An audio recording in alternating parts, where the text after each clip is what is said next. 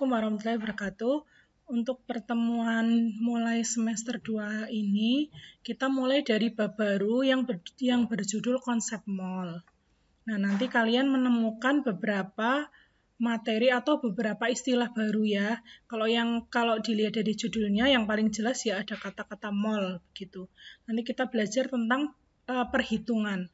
Kalau di semester 1 itu kalian baru menghitung jumlah partikel, kemudian kalau senyawa memiliki beberapa molekul, maka jumlah partikelnya berbeda, begitu. Kemudian kalian juga menghitung jumlah proton, elektron, neutron, begitu.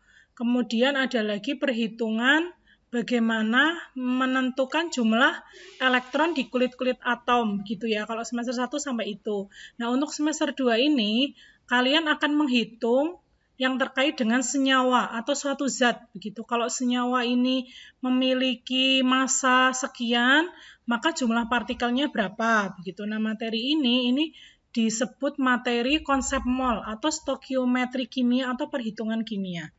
Nah, untuk hari ini kita mulai dari materi yang paling sederhana ya, yaitu menghitung massa molekul relatif atau menghitung massa dari senyawa. Ini Bu Guru berikan dua contoh. Kita lihat dulu contoh yang pertama ya. Contoh yang pertama, hitunglah massa molekul relatif dari H2O atau air. Jadi tugasnya itu menghitung massa dari air. Nah, massa dari air, bagaimana cara menghitungnya? Tentu saja kalau menghitung massa senyawanya, terlebih dahulu diketahui massa dari unsur-unsurnya. Coba dari air atau H2O itu terdiri dari unsur apa saja? Kalau kita tahu senyawanya, maka kita juga mengetahui unsur-unsur penyusun dari senyawa tersebut. Kalau H2O berarti unsur penyusunnya adalah unsur hidrogen ya, dan unsur oksigen. Kalau di soal ini, hitunglah Mr dari H2O jika diketahui ARH sama dengan 1, ARO sama dengan 16. Jadi untuk soal ini memberikan informasi bagi kita bahwa ada senyawa H2O yang harus dicari massanya. Kemudian diketahui ARH atau massa H, massa unsur H, dan massa unsur O. Untuk MR ini dia tidak punya satuan ya, jadi hanya menyebutkan massa dari massanya berapa begitu, karena nanti akan disepakati sebanyak 1 mol sehingga tidak perlu diberikan satuan begitu. Kembali ke soal ini ya, jadi hitunglah MR dari H2O jika diketahui ARH1 dan ARO 16. Jadi dari soal ini, kita itu harus mencari massa molekul relatif H2O atau massa senyawa H2O. Jika diketahui massa unsur H-nya 1 dan O-nya 16. Bagaimana cara menghitungnya? Nah, sebelum kita menghitung MR, itu kalian harus mengingat dulu materi sebelumnya tentang menghitung jumlah atom. Kalau kita tahu, ini senyawanya ada H2O, berarti H2O ini tersusun dari atom atau unsur apa saja? Ada unsur H dan unsur O. Nah, coba kalian perhatikan senyawa H2O, rumus kimia dari air, ya H2O. Nah, coba dihitung berapa jumlah H-nya. Jumlah atom H pada H2O ada berapa? Seperti materi di semester 1, ada 2 ya. Berapa jumlah atom untuk oksigen atau O? Nah, jumlah atom H itu jumlahnya 2. Jumlah atom O itu jumlahnya berapa ini? Karena ini tidak ada angkanya, maka di sini menunjukkan bahwa jumlah atom O itu adalah 1. Nah, setelah kalian mengetahui jumlah atom H dan atom O, maka kalian bisa menghitung MR-nya kalau sudah mengetahui jumlah atomnya. Bagaimana cara menghitung MR-nya? Berarti jumlah atom H berapa, nanti dikalikan dengan massa dari H. Massa dari unsur H berapa? Ini diketahui massanya 1. Dijumlahkan dengan jumlah atom O berapa dikalikan dengan ARO atau massa unsur dari O, yaitu 16. Jadi kalau secara matematikanya bisa kalian tuliskan seperti berikut ya. MrH2O atau massa molekul relatif dari H2O sama dengan 2 dikali ARH. 2-nya dari mana? 2 ini dicari dari tadi jumlah atom H ya. Ditambah 1 dikali ARO. Satunya dari mana? Dari jumlah atom O. 1 dikali ARO. Nah, kemudian baru kita susun lagi. 2-nya turunkan ke bawah, kemudian massa H berapa? Massa H 1.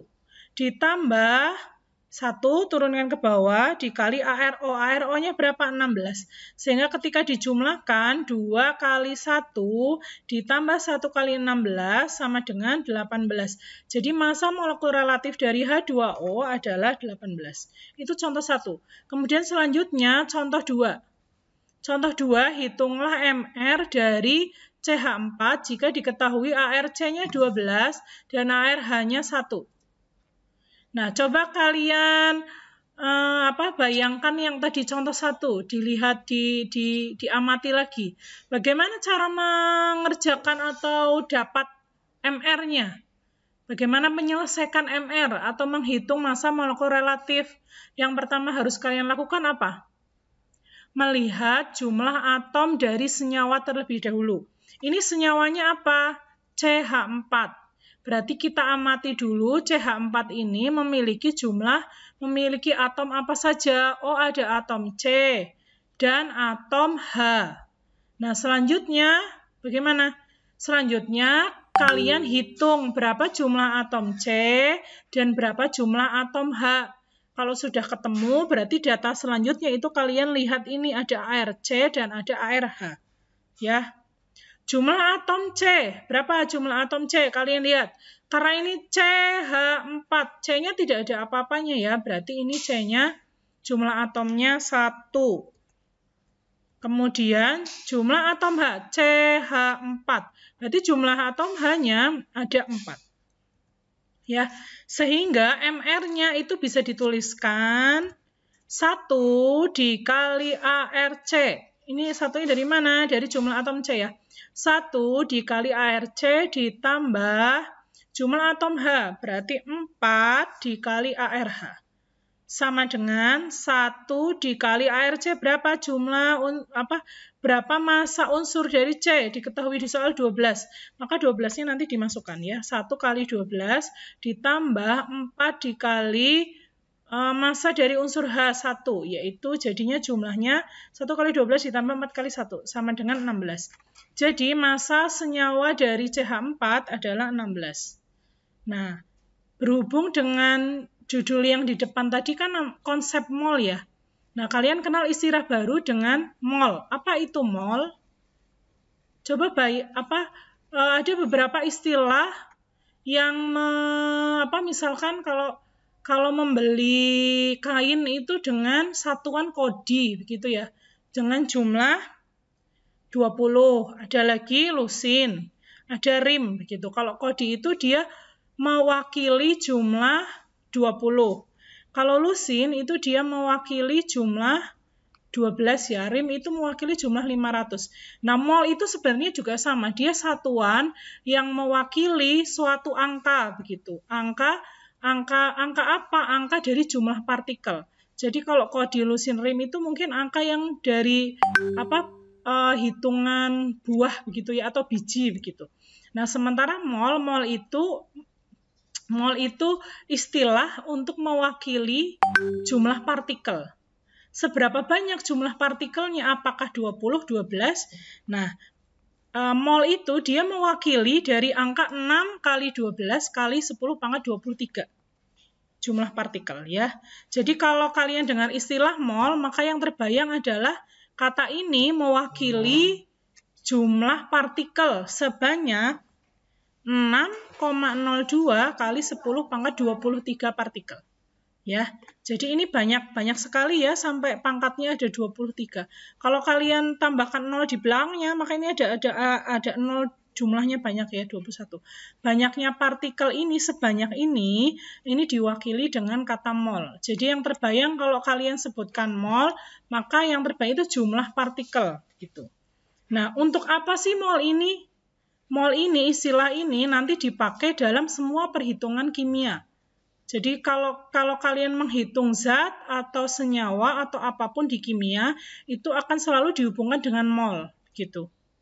Istilah mol akan sering digunakan pada perhitungan kimia. Untuk materi ini, mol akan digunakan pada hubungan perhitungan massa zat, volume dalam kondisi standar, dan jumlah partikel.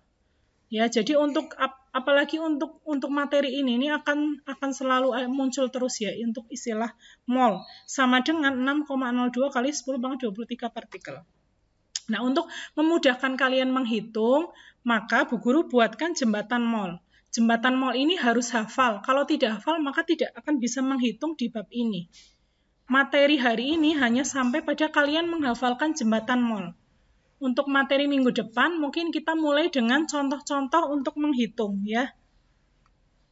Dimulai, jadi, tadi ya ini, mol itu digunakan untuk perhitungan massa zat, volume dalam kondisi standar, dan jumlah partikel.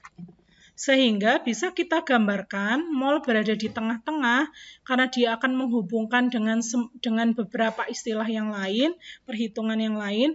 Jadi mol itu berada di tengah-tengah. Kemudian di sisi yang lain itu ada volume dalam keadaan standar, kemudian jumlah partikel, dan satu lagi adalah massa. Untuk bab ini nanti kalian akan menghitung, bisa diketahui mol, ditanya volume. Bisa diketahui mol, ditanya massa.